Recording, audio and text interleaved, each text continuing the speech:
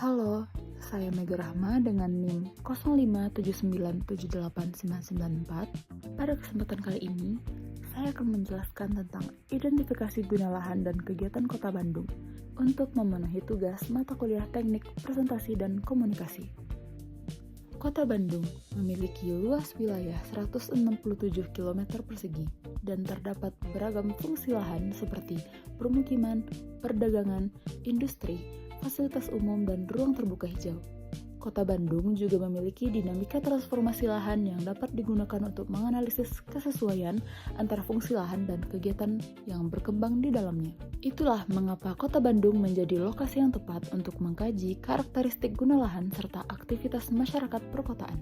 Tujuan survei dan sasaran kegiatan adalah mengkaji kesesuaian antara guna lahan dan kegiatan yang berlangsung di dalamnya, mengidentifikasi karakteristik guna lahan di Kota Bandung, mengidentifikasi varian kegiatan yang terdapat dalam setiap jenis guna lahan di Kota Bandung. Menurut Doxiadis, perkembangan kota terdiri dari dua bentuk utama, yaitu pertumbuhan dan transformasi. Transformasi adalah perubahan fungsi kawasan perkotaan atau perdesaan yang berlangsung terus-menerus untuk meningkatkan nilai dan efisiensi pemanfaatan ruang. Transformasi dibagi dalam 4 tahapan: penetrasi, invasi, dominasi, dan suksesi. Secara umum, penggunaan lahan perkotaan dapat dikelompokkan menjadi perumahan, komersial atau perdagangan, industri, ruang terbuka hijau, kawasan lindung, dan kawasan campuran. Karena setiap kota memiliki karakteristik penggunaan lahan yang berbeda, diperlukan identifikasi karakteristik guna lahan dan aktivitas masyarakat, termasuk pada kasus Kota Bandung.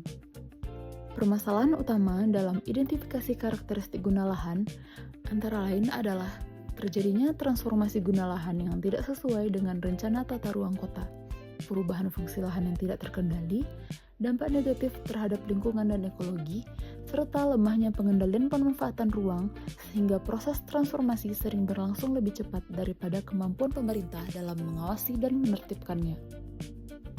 Identifikasi guna lahan Kota Bandung dibagi berdasarkan 6 wilayah pengembangan.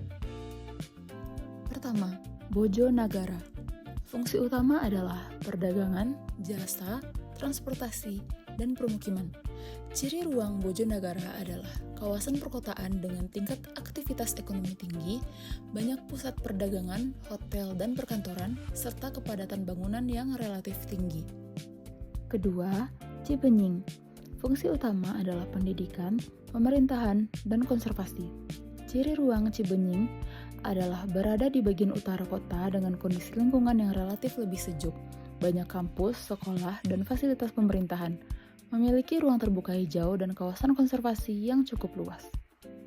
Ketiga, Tegalega.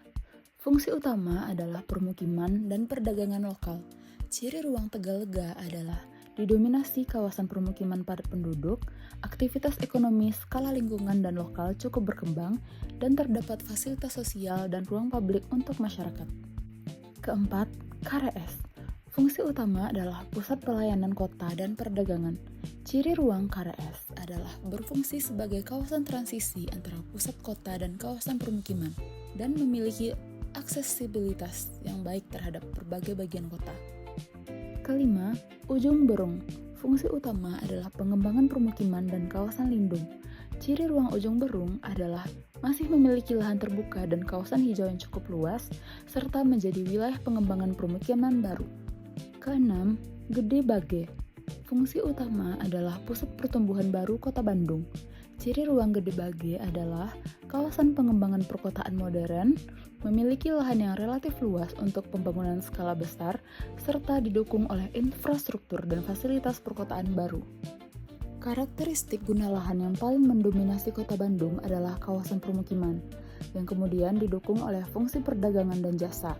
Hal ini menunjukkan bahwa Bandung berkembang sebagai kota hunian sekaligus kota jasa, pendidikan, dan pariwisata.